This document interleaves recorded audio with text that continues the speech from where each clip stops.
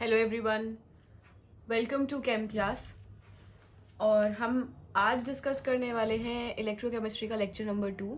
जिस किसी ने भी लेक्चर नंबर 1 नहीं देखा है उसको प्लीज़ जाके यूट्यूब चैनल पे देख लीजिए। काफ़ी इंटरेस्टिंग लेक्चर है। हमने उसमें डिस्कस किया था कि इलेक्ट्रोकेमिस्ट्री ओरिजिनेट कैसे होता है या इलेक्ट्रोकेमिस्ट्री का मतलब क्या है और उससे क्या क्या हम एप्लीकेशंस जो है वो कर सकते हैं। उसी लेक्चर को कंटिन्यू करते हैं हम आज की वीडियो में।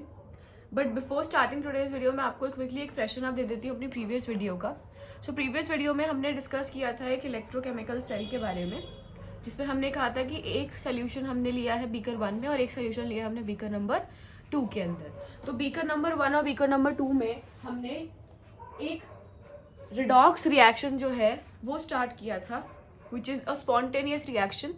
तो स्पॉन्टेनियस रिएक्शन होने की वजह से there is a movement of electron from beaker number 1, that is the anode part, और एनोड से कैथोड की तरफ इलेक्ट्रॉन जो है वो मूव करके जा रहा था। और इस मूवमेंट ऑफ इलेक्ट्रॉन की वजह से you are producing a electricity. तो ये हमने सारी चीजें डिस्कस कर ली थी अपनी प्रीवियस वीडियो में। अब इसी को हम आगे की तरफ आगे लेकर चलते हैं। How to represent a particular cell reaction and what are the characteristics of the various cells. तो सबसे पहली चीज तो ये आती है कि हम जो डिस्कस कर रहे हैं that is a special category of cell, जिसमें हमने ZnSO4 लिया है और कॉपर सल्फेट लिया है, which is a Daniell cell. एक डैनियल सेल जो है वो एक ऐसा सेल होता है जिसमें you have ZnSO4 and you have copper sulphate. ठीक है, ये हमारा होता है ZnSO4 एनोड वाले पार्ट में इलेक्ट्रोलाइट, और कैथोड वाले पार्ट में हमारे पास होता है कॉपर सल्फेट।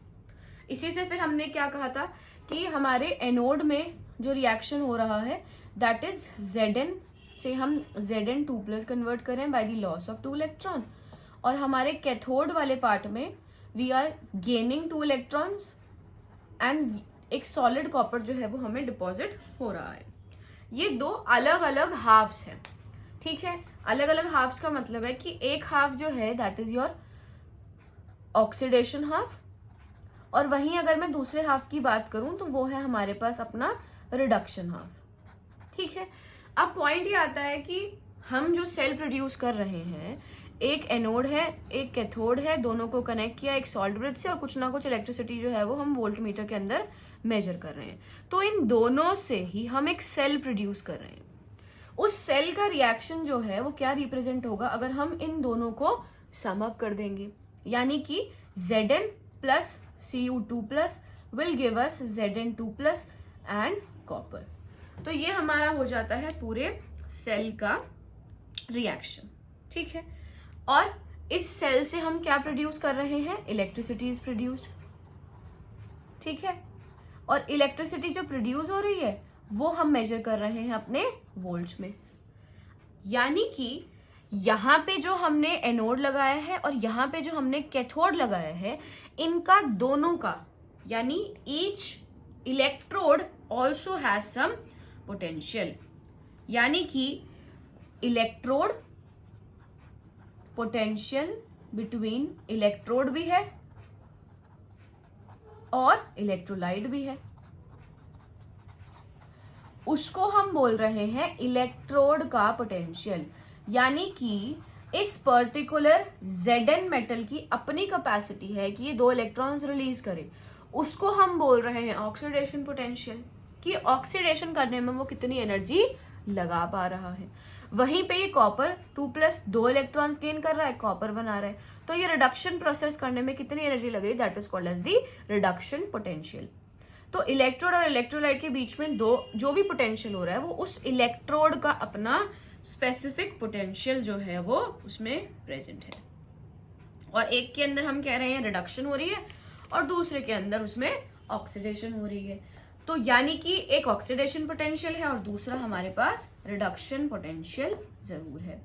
और इन दोनों इलेक्ट्रोड्स के बीच में जो डिफरेंस होगा, यानी कि पोटेंशियल डिफरेंस बिटवीन इलेक्ट्रोड्स, वो हमारे पास होता है अपना EMF of the cell, which is also called as electromotive force.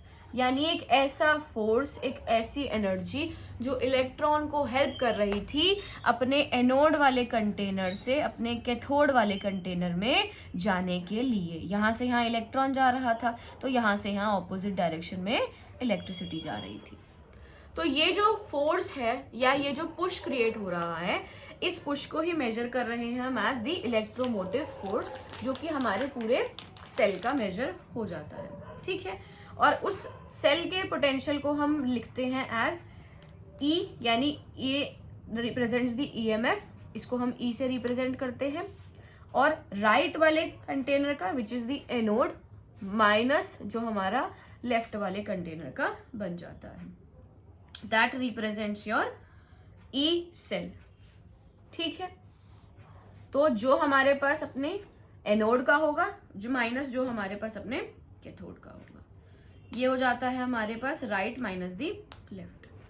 अब पॉइंट ये आता है कि राइट वाला कंटेनर कैथोड है और लेफ्ट वाला कंटेनर हमारा एनोड है, तो हम इसको ऐसे भी लिख सकते हैं E cathode minus E anode which is the E cell, जिसमें E cathode is the E electrode potential of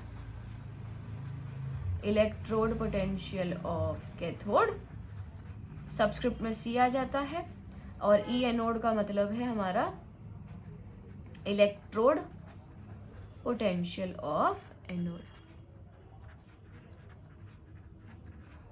ठीक है, तो ये तो हो गया हमारा EMF of the cell.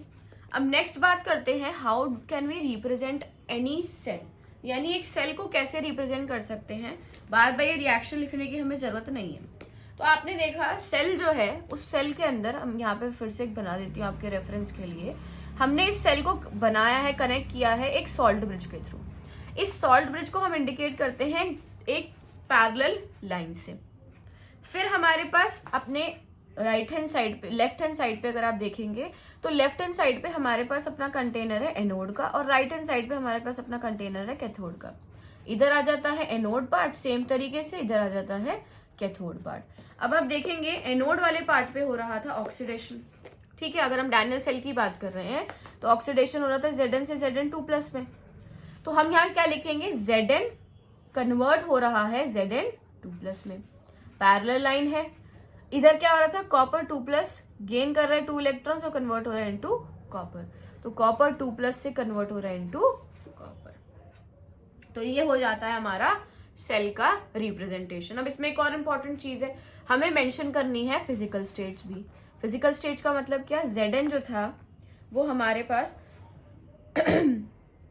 Solid state में है या फिर अपना वो एक्वा स्टेट में है on the right hand side of the container. तो हमें वो जो फिजिकल स्टेट्स हैं वो भी हमें क्लियरली मेंशन करनी पड़ेगी अपने सोल्यूशन के अंदर। यानी Zn यहाँ पर फिजिकल स्टेट थी उसकी सॉलिड, कन्वर्ट हो गया इनटू आयनिक स्टेट, तो वो हो गई उसकी एक्वा स्टेट। एक पैरेलल लाइन आई सॉल्ट ब्रिज के लिए, कॉपर 2+ भी एक्वा स्टेट में है, आयनिक स्टेट है, और कॉपर सॉलिड में वो कन्वर्ट हो रहा है। तो ये हो जाता है हमारा cell representation for the Daniell cell. Specifically हम सारी जो स्टडी कर रहे हैं वो अपने डैनियल सेल के लिए ही कर रहे हैं। ठीक है, तो ये आ जाता है हमारा सेल का रिप्रेजेंटेशन। अब जो नेक्स्ट टॉपिक है that is a very interesting topic, कि हमने कहा कि सेल का जो पोटेंशियल है वो आप निकाल सकते हैं E of cathode minus E of anodes करके। यानी कि इस पर्टिकुलर कैथोड का और इस पर्टिकुलर एनोड इलेक्ट्रोड का भी अपना एक पोटेंशियल है, तभी तो हम सेल का निकाल पाएंगे ना। अगर ये दोनों ही चीजें अननोन है, so how will be able to calculate the EMF of the cell. यानी कि our next topic that is of discussion is the measurement of the electrode potential, कि एक इलेक्ट्रोड का जो पोटेंशियल है वो कैसे कैलकुलेट किया जा सकता है, वो क्या है, क्या वो एक फिक्स्ड वैल्यू है या वो डिपेंड करेगी आपके पास सोल्यूशन किस टाइप का है। तो ये सारी चीजें हम अपनी डिस्कस करेंगे। तो आपने देखा कि जो भी कोई इलेक्ट्रोड है, इलेक्ट्रोड हमने देखा दो अभी एग्जांपल जो हमने पढ़ा, वो एक स्पेसिफिक मेटल है ना। और वो मेटल, अगर मैं सेल की बात करूं तो मेटल दो काम कर रहा है, या तो वो रिड्यूस हो रहा है या वो ऑक्सीडाइज हो रहा है। और अगर वो रिड्यूस हो रहा है, ऑक्सीडाइज हो रहा है, तो वो एक फिक्स्ड नंबर ऑफ इलेक्ट्रॉन्स में बात कर रहा है।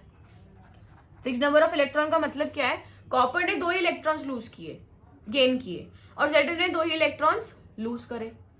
तो ये जो फिक्स्ड नंबर का खेल है ये बताता है कि हर एक मेटल की अपनी एक फिक्स्ड वैल्यू है, जो कि ऑलरेडी मेजर कर ली है experimentally by using the hydrogen electrode. यानी कि एक इलेक्ट्रोड है which is called as your standard hydrogen electrode, जिसमें हम हाइड्रोजन को यूज कर रहे हैं as the electrode, standard hydrogen electrode, जिसको हम बोलते हैं SHE, शी। ठीक है, तो इसमें हम क्या कर रहे हैं कि हमने स्टैंडर्ड हाइड्रोजन इलेक्ट्रोड, जो कि ऑब्वियसली क्या करेगा, आपका H+ से एक इलेक्ट्रॉन गेन करके it is converting into half H2 gaseous state में कन्वर्ट हो गया। कब? जब आपने क्या किया है, एक इलेक्ट्रोड लिया है, उसमें आपने ऐड कर दिया है अपना एक हाइड्रोजन की इलेक्ट्रोड इस तरीके से, और इसमें आपने फिलअप कर दिया है एक प्लैटिनम मेटल जो कि इनर्ट है। प्लैटिनम फॉइल आपने यहाँ पे ले लिया है। साथ ही में आपने जो सोल्यूशन यानी जो इलेक्ट्रोलाइट है that is around 1 molar H+। ठीक है, यहाँ पे आपने H+ डाल दिया है। साथ ही में यहाँ पे आपका हाइड्रोजन का जो प्रेशर है वो भी आपका जा रहा है, जो कि हाइड्रोजन गैस जो है वो भी इनटेक हो रही है इसमें। तो यहाँ पे क्या है कि हाफ सेल आपने एक तरीके से आधा ही एक सेल बनाया है यहाँ पे। तो इस आधे सेल का जो पोटेंशियल कैलकुलेट किया गया that was calculated to be experimentally as 0। यानी इस हाफ सेल का जो पोटेंशियल आया हाइड्रोजन हाफ सेल का, वो कैलकुलेट होकर एक्सपेरिमेंटली देखा गया कि वो 0 है। यानी SHE का जो पोटेंशियल है वो ये देखा गया कि वो 0 आया। 0 आने का मतलब कि ना तो वो अपना इलेक्ट्रॉन्स को लूज करने में कोई एनर्जी लगा पा रहा है, ना ही वो अपने इलेक्ट्रॉन्स को गेन करने में कोई एनर्जी लगा पा रहा है। अब इसको यूज करा अलग अलग सॉल्यूशंस को बनाने में। फॉर एग्जाम्पल, एक हमने मेटल ले लिया X मेटल, या सपोज करो हमें कॉपर मेटल लेना था, हमें कॉपर मेटल के इलेक्ट्रोड की पोटेंशियल निकालनी है। तो एक तरफ हमने ले लिया हाइड्रोजन, जिसका पोटेंशियल हमें पता है कि ये अगर हमारे पास कैथोड, हम ई सेल कह रहे हैं, कैथोड माइनस दी एनोड वैल्यू। तो हमने यहाँ पे ले लिया है कोई एनोड, लेट अस सपोज हमने ये कॉपर मेटल ले लिया है। ठीक है, यहाँ पे हमने फिक्स ले लिया कि ये जी हाइड्रोजन है। इन दोनों को सॉल्ट ब्रिज से कनेक्ट किया, दोनों का जो पोटेंशियल है उसको मेजर करने के लिए एक वोल्टमीटर लगा दिया। तो अब इस ई सेल में मुझे पता है कि जो मेरे पास अपना कैथोड है उसका तो पोटेंशियल 0 है। जो भी सेल का पोटेंशियल आएगा, जो भी इस वोल्ट मीटर में रीडिंग आएगी, वो सिर्फ और सिर्फ किसकी वजह से होगी? वो होगी हमारे पास अपने कॉपर के इलेक्ट्रोड की वजह से ही। कॉपर की ही आएगी ना वो जो भी पोटेंशियल आएगा। तो ये चीज आप अलग अलग मेटल के लिए एक्सपेरिमेंटली देखी गई कि अलग अलग मेटल्स जो हैं, different metals were paired up with hydrogen. ठीक है, and the electrode potential was calculated.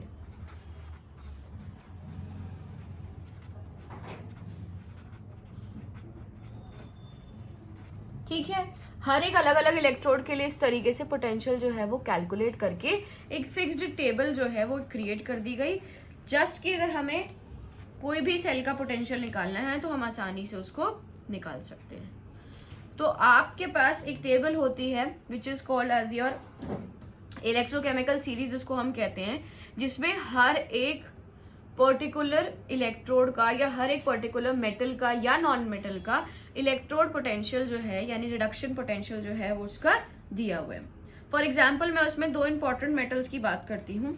मैं बात कर रही हूँ उसमें लिथियम की, which is Li2+ electrons gain करके वो कन्वर्ट होता है इनटू Li सॉलिड स्टेट, और इस इलेक्ट्रोड का जो पोटेंशियल है दैट इज -3.05 वोल्ट्स। वहीं अगर मैं बात करूं F2 की, तो ये F2 2 इलेक्ट्रॉन्स गेन करके it will form 2F minus, और इसका जो पोटेंशियल है दैट इज अराउंड 2.87। तो जो आप टेबल देखेंगे आप अपनी एनसीईआरटी में उसे रेफर कर सकते हैं। ये जो है उस टेबल में टॉप का एलिमेंट है, और ये जो एलिमेंट है ये आपके उस टेबल का बॉटम का एलिमेंट है। और वो जो सीरीज अगर आप देखेंगे तो that is given in their reduction potential के फॉर्म में, वो आपको गिवन रिडक्शन पोटेंशियल, यानी देखो आप यहाँ पे इलेक्ट्रॉन गेन हो रहे हैं, तो ये इन सबका रिडक्शन पोटेंशियल जो है उसकी वैल्यू आपको ये दी हुई है। ठीक है, अब रिडक्शन पोटेंशियल का मतलब है कि मेटल जो है विच इज लिथियम, इसकी ये टेंडेंसी है कि वो ऑक्सीडाइज हो, इसीलिए रिडक्शन करना जो है उसके लिए डिफिकल्ट है। यानी कि नेगेटिव ई नॉट का मतलब ये होता है कि आपका जो भी कोई मेटल है या जो भी कोई आपके पास एलिमेंट है वो एक बहुत ज्यादा स्ट्रॉन्गर रिड्यूसिंग एजेंट है। यानी इसका लिथियम का नेगेटिव आपके पास ई नॉट है या ई है, इसका मतलब क्या है? Which means that it tends to undergo oxidation, है ना। इसका ई जो है वो नेगेटिव है, नेगेटिव का मतलब है कि फेवरेबल नहीं है। ये जो हम रिएक्शन लिख रहे हैं ये रिएक्शन कराना हमारे लिए फेवरेबल नहीं है, ये इसकी ई नॉट वैल्यू से हम ये देख पा रहे हैं। अब अगर ये फेवरेबल नहीं है यानी इसका ऑपोजिट फेवरेबल है, और इसका ऑपोजिट क्या है? इसका ऑपोजिट है ऑक्सीडेशन। और अगर ये खुद ऑक्सीडेशन कर रहा है तो ये खुद में क्या है? It is a stronger reducing agent. तो आप इस तरीके से ईएमएफ वैल्यू से ये समझ सकते हैं ये इंफॉर्मेशन कि लिथियम जो है उसका negative E not, E reduction specially अगर हम बात करें, इसका मतलब क्या है? That particular process is not favourable, means vice versa, means opposite is favourable. और ऑपोजिट क्या है इसका? ऑपोजिट जो है वो इसका है अपना ऑक्सीडेशन। और अगर वो खुद ऑक्सीडेशन कर रहा है तो वो क्या है आपके पास? एक अच्छा रिड्यूसिंग एजेंट है, एक्ट्स एज रिड्यूसिंग एजेंट। तो ये इंफॉर्मेशन जो है ये हमें लगता है कि बहुत सिंपल सी है, और हम इसे क्रैम करने की कोशिश करते हैं कि हम इसे याद ही कर लेते हैं कि नेगेटिव का मतलब क्या है और पॉजिटिव का मतलब क्या है। लेकिन आप इस वैल्यू से आसानी से इस चीज को समझ सकते हैं। अब जैसे फ्लोरीन है, फ्लोरीन में क्या है? बहुत ही पॉजिटिव इसकी ई नॉट की वैल्यू है, यानी कि ये जो पूरा का पूरा स्टेप है ये हमारे लिए फेवरेबल है। फेवरेबल कौन सा स्टेप है? इसका रिडक्शन, ऑब्वियसली क्योंकि ये एक नॉन मेटल है, तो नॉन मेटल के लिए तो इलेक्ट्रॉन गेन करना ही फेवरेबल जो है यहाँ पर साबित होता है। तो अगर हम इसी इंफॉर्मेशन को सम अप करना चाहें तो हम ये कह सकते हैं कि negative E naught means stronger reducing agent,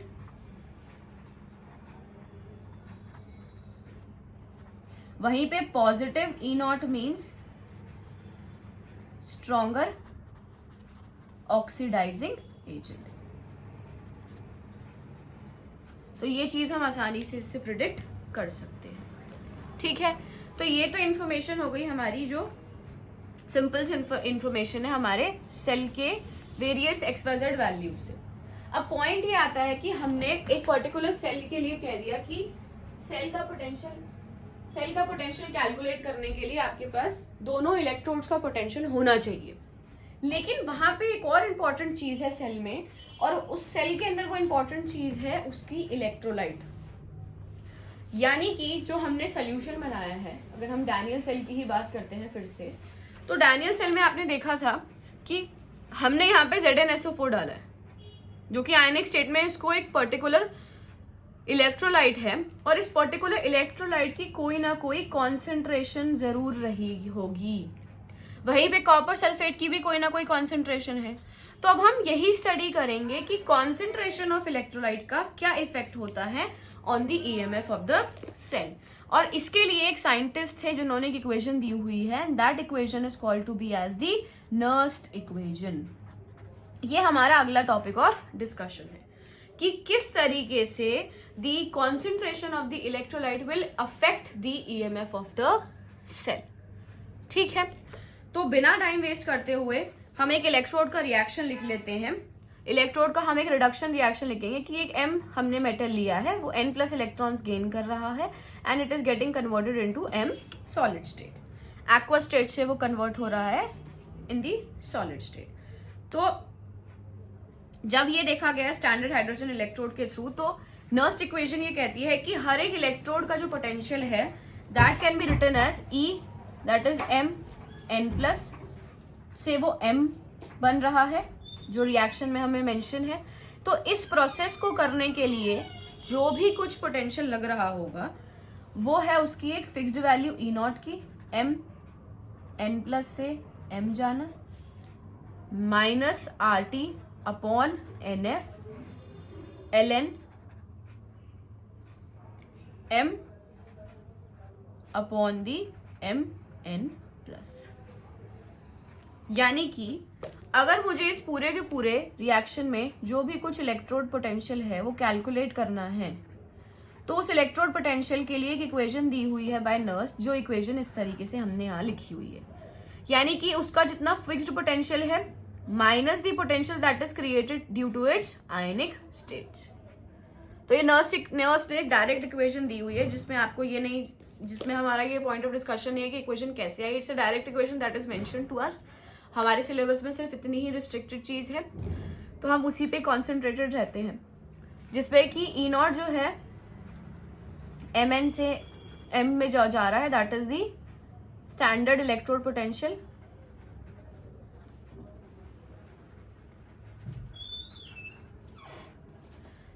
और साथ में जो हमें यहाँ पे लिख रहे हैं M n प्लस से जो M कन्वर्ट हो रहा है that is the potential of electrode during redox. जब एक रिडॉक्स रिएक्शन हो रहा है तो उस रिडॉक्स रिएक्शन में एक पर्टिकुलर इलेक्ट्रोलाइट या पर्टिकुलर एक्वस सॉल्यूशन होने की वजह से जो भी कुछ आपका कॉन्सेंट्रेशन के चेंज की वजह से पोटेंशियल क्रिएट हो रहा है that is the E which is represented on the left hand side of the equation. ठीक है, ड्यूरिंग रिडॉक्स का मतलब है due to concentration change, due to concentration. ठीक है, अब यहाँ पे क्या है कि M जो है that is in the solid state, तो हम ये वाली टर्म जो है वो निग्लेक्ट कर देते हैं। m n प्लस 1 से m is equals to E naught m n plus से m minus RT upon NF ln 1 upon m n plus. तो ये जो आया है ये हमारा एक पर्टिकुलर हाफ सेल का आया है, जिसमें कि R जो है अगर मैं मेंशन करूं वो होता है गैस कांस्टेंट, T जो है वो टेम्परेचर है हमारे पास, जो कि हमारा केल्विन में होगा, F जो है that is called as the Faraday constant, और M n प्लस की अगर मैं बात करूं so that is the concentration of species, concentration of aqueous species.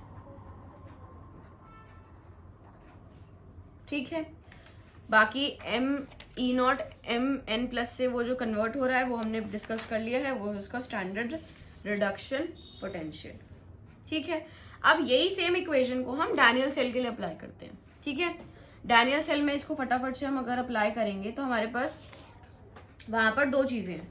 एक हमारे पास कैथोड है, उसके लिए हमें लिखना पड़ेगा, और दूसरी हमारे पास वहां पर एनोड है, उसके लिए हमें सेम इसी तरीके से रिएक्शन को लिखना पड़ेगा। So let us quickly right. वहां पर कैथोड जो है दैट इज कॉपर, जो कि अपना कॉपर 2+ से कॉपर जा रहा है, कॉपर का अपना एक पोटेंशियल है reduction minus RT upon NF। अच्छा, N हमने यहाँ पे मेंशन नहीं किया है, N is a very important term. N होता है हमारा नंबर ऑफ इलेक्ट्रॉन्स, यहाँ पे आप मेंशन कर लीजिए number of electron. Number of electron का मतलब है जितने इलेक्ट्रॉन्स आपके यहाँ पर गेन हो रहे हैं, जितने इलेक्ट्रॉन्स आपके लूज हो रहे हैं इन अ रिएक्शन। ठीक है, RT अपॉन NF, साथ में हमारे पास आ जाएगा ln 1 अपॉन कॉपर 2+ आयन की जो भी कॉन्सेंट्रेशन है। अगर मैं कॉपर की बात करूं तो कॉपर के केस में N की जो वैल्यू है वो 2 है, क्योंकि वो कॉपर 2+ से 2 इलेक्ट्रॉन गेन करके कॉपर में कन्वर्ट हो रहा है, और ये अभी हम लिख रहे हैं रिडक्शन पोटेंशियल सबके। ठीक है ना, तो कॉपर 2+ से copper equals to E naught copper 2+ से copper minus RT upon 2 into F ln 1 upon copper 2+ का concentration. Similarly we will write for the Zn part also. तो Zn में भी सेम चीज आएगी हमारे पास. E Zn 2+ से Zn जा रहे हैं. ठीक है, तो वहां पर क्या आएगा आपके पास, that is E naught Zn 2+ से Zn minus RT upon NF ln the concentration of Zn 2+ ion. N will be again 2 for Zn because Zn 2+ से 2 इलेक्ट्रॉन गेन करके we will form Zn. अब एक चीज आप यहाँ पे प्लीज ध्यान रखिएगा कि यहाँ पे हम ये रिएक्शन जो है ये समझने के लिए ऐसा लिख रहे हैं. एक्चुअली में एनोड पे रिएक्शन ये नहीं हो रहा है. एनोड पे जो रिएक्शन हो रहा है वो Zn से Zn 2+ ही हो रहा है. आप समझ रहे हैं मेरा पॉइंट. ये है एनोड का रिएक्शन, बट यहाँ पे हम जो लिख रहे हैं ये हम रिडक्शन पोटेंशियल के फॉर्म में ही लिख रहे हैं, क्योंकि हमारे पास जो ईएमएफ की वैल्यूज हैं, जो स्टैंडर्ड ईएमएफ की वैल्यूज हैं, वो सारी की सारी रिडक्शन पोटेंशियल्स की हैं.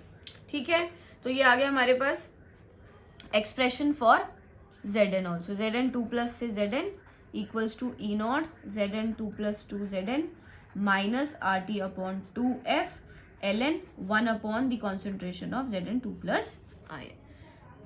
तो ये हमारे पास हो गया अपना कॉपर वाला हाफ और एक हो गया हमारे पास अपना Zn वाला हाफ. अब हमने पिछली क्लास में अपने पिछले ही पेज पर अगर हम देखेंगे तो हमने वहां पे लिखा था कि ई सेल होता है हमारे पास राइट वाला कंटेनर माइनस लेफ्ट वाला कंटेनर, यानी कि E naught cathode minus E not anode. यही होता है हमारे पास सेल का.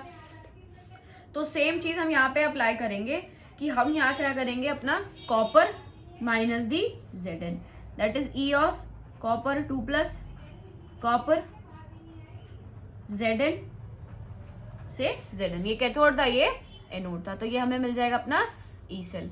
फटाफट से इस एक्सप्रेशन को सिंप्लीफाई कर लेते हैं. सो एक्सप्रेशन में हमें मिल जाएगा E naught copper 2+ 2 copper minus RT upon 2F ln 1 upon copper 2+ की ion minus E naught Zn 2+ से Zn. माइनस होने की वजह से वो टर्म पॉजिटिव की हो जाएगी ब्रैकेट ओपन करने पर. 2F ln 1 अपॉन Zn 2+ की कॉन्सेंट्रेशन. ठीक है, इसको और इस टर्म को हम साथ में रीअरेंज कर सकते हैं. तो E naught copper 2+ 2 copper minus E naught Zn 2+ 2 Zn. Then we will have RT. F को हम कॉमन ले सकते हैं, RT अपॉन 2F कॉमन आ जाएगा तो हमें मिल जाएगा ln 1 अपॉन कॉपर 2+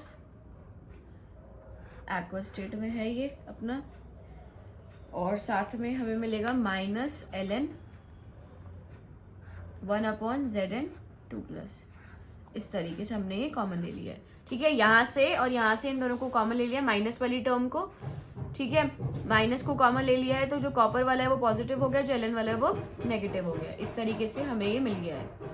अब ये जो पूरा है ये क्या है, ये भी तो एक्चुअली में यही है ना हमारे पास, कैथोड माइनस एनोड. तो ये बन जाएगा E naught cell minus RT upon 2F.